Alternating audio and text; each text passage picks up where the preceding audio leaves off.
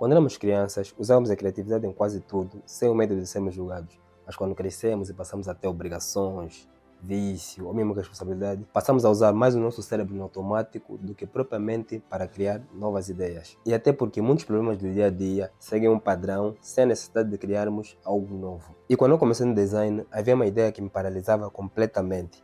A ideia de que para ser um criativo tinhas que ser completamente original. Um momento de criatividade tem que vir do nada, tipo um estalar de dedo, ou então um momento de pura genialidade, tipo algo que nunca aconteceu antes. E isso me bloqueava porque via trabalho dos outros e via referência em todo lado. Via influência, via ideias que já haviam existido em outras formas. E via aquele pensamento: isso não é original. E o problema é que eu estava errado e eu vou te explicar o porquê. A originalidade pura não existe e nunca existiu. E os maiores criativos da história não criaram a partir do nada. Criaram a partir de tudo que observavam e absorviam. E depois me surgiu uma questão, que não é de onde vêm as ideias, mas sim o que fazes com elas depois. Mas para perceber isso, precisamos começar pelo início. Pelo momento que começas a ver, que você percebe que só o fato de ver já é um ato criativo. Existe um exercício simples.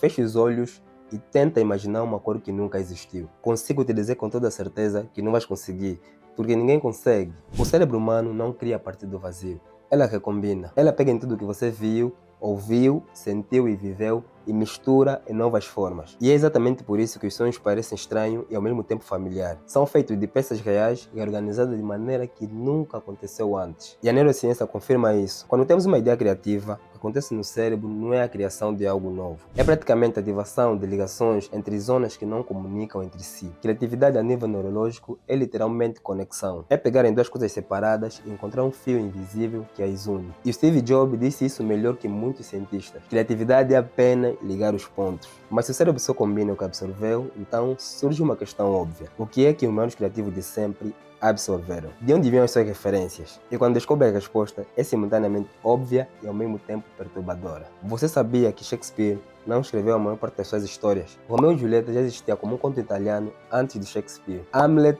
era uma lenda escandinava. O que Shakespeare fez foi pegar nessas histórias e escrevê-la como uma linguagem, com uma profundidade e uma humanidade que nunca antes haviam experienciado. E o Picasso? Picasso estudou Velázquez obsessivamente, passou meses a fazer várias versões das pinturas dele, não para copiar, mas para perceber como é que ele pensava, para desmontá-las por dentro. E foi esse processo que levou ao cubismo. E na música? Os Beatles aprenderam a tocar com os covers de Chuck Berry e Little Richard. E foi durante anos antes de escreverem as suas próprias músicas. E o estilo deles nasceu desse acúmulo de terem digerido várias referências. Quando começaram a criar, o resultado já era deles. E se você notou, tem um padrão aqui. E não é coincidência. Os maiores criativos da história não evitaram referências. Eles mergulhavam mesmo nelas. Copiaram descancaradamente, estudaram com obsessão, desmontaram e remontaram os trabalhos dos outros para perceber o mecanismo que está dentro. Mas copiar referência é a metade da equação, porque há uma diferença enorme entre absorver e ficar preso nelas. E é exatamente aí que entra a parte em que a maioria das pessoas não percebem sobre o processo criativo.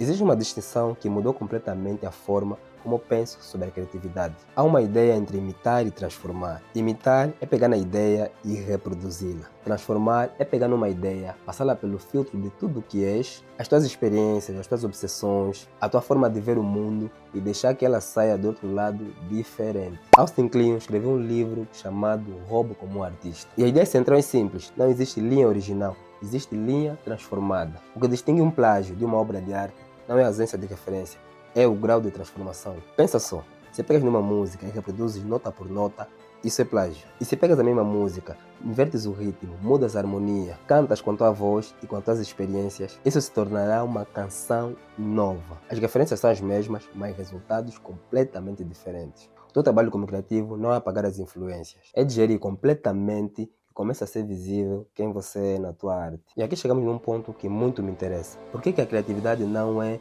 originalidade pura, se é a combinação de transformação e de gestão de referências? Então, o que separa criativos que deixam marcas pelo mundo e aqueles que ficam pelo caminho? A resposta não é talento, é algo muito mais simples e ao mesmo tempo complexo. Vamos imaginar, dois fotógrafos, mesma câmera, mesma lente, mesma hora do dia, mesmo lugar, mas as fotografias poderão sair completamente diferentes. E não é porque um tem o talento, mas porque cada um olha para o mundo através de um filtro completamente diferente, feito de tudo que viveu, sentiu e leu. Não pode ser copiado, não pode ser ensinado, só pode ser construído. E é por isso que duas pessoas podem ter exatamente o mesmo equipamento, a mesma referência, mas produzirem conteúdo completamente diferente. E o que muda não é o input, é quem processa o material. O teu ponto de vista é a única coisa verdadeiramente original que você tem. Não são as tuas técnicas, essas foram aprendidas. Vários tutoriais que nós já vimos no YouTube, por aí fora, algum amigo, algum colega nos ensinou. Então, isso não é algo único. E também não são as tuas referências, porque essas foram absorvidas. Mas a forma específica de como vês o mundo, a combinação exata das experiências que te formaram, isso não existe em mais ninguém. E a pergunta não é como posso ser mais original. A pergunta é como posso ser mais eu. Porque no fundo, o que torna o projeto com o nosso visual é quando implementamos um pouco de nós. E o maior inimigo da criatividade não é o bloqueio criativo. Não é falta de referências, nem sequer falta de tempo. É o medo de não ser suficientemente original. Ou seja, é o medo de você não ser você. E é por esse motivo que hoje em dia as nossas artes estão todas parecidas com as referências que encontramos no Pinterest. E isso é a paralisia de olhar para uma ideia e pensar, isso já foi feito, isso não é novo o suficiente, já vi isso em muitos lugares. E a ironia é que esse medo de não ser original é que precisamente te impede de não fazeres algo genuíno. Porque quando estás obcecado com a originalidade, estás a ignorar aquilo que só tu podes trazer. O teu olhar específico, a tua voz, a tua forma de ligar os pontos, e ninguém mais ligaria da mesma maneira. Todos nós já criamos algo que valeu a pena. Já tivemos um momento em que percebemos que a ideia não era fazer algo que nunca existisse. Era só fazer algo honesto, algo verdadeiro, algo que só poderia vir de ti. E quando chegas nesse ponto, quando largas a obsessão com a originalidade e começas a focar-te na honestidade, tudo muda. E sabes o que mudou quando percebi tudo isso? Parei de tentar ser original e comecei a ser mais honesto. Parei de perguntar se a minha ideia já tinha existido antes e comecei a perguntar, já existiu dessa forma, com esta voz, com este ângulo, com esta combinação perfeita de referências que só eu poderia ter? E a resposta é sempre não, porque ninguém viveu a tua vida, ninguém leu os exatos livros que você leu com a mesma intensidade e vontade, e ninguém viu os mesmos filmes com a exata experiência que você teve. E para fechar, todas as pessoas que você admira já roubaram de alguém, e aquela mesma pessoa também roubou dessa pessoa, e assim fez uma sequência onde nós bebemos pouco a pouco de cada pessoa que já criaram alguma coisa. Só para esclarecer, a criatividade não é uma faísca, é uma corrente que passa de mão em mão há já milênios de anos. E o teu trabalho não é ser o primeiro, é só ser o próximo. E então, pega nas tuas referências, digere-as, transforma elas e entrega ao mundo aquilo que só tu sabes que podes entregar. Esse é mais um vídeo que eu preparei, pessoal. Estou aqui com as minhas reflexões diárias sobre criatividade e originalidade. Então, espero que vocês se inscrevam no canal, reflitam comigo sobre os temas que eu abordei aqui.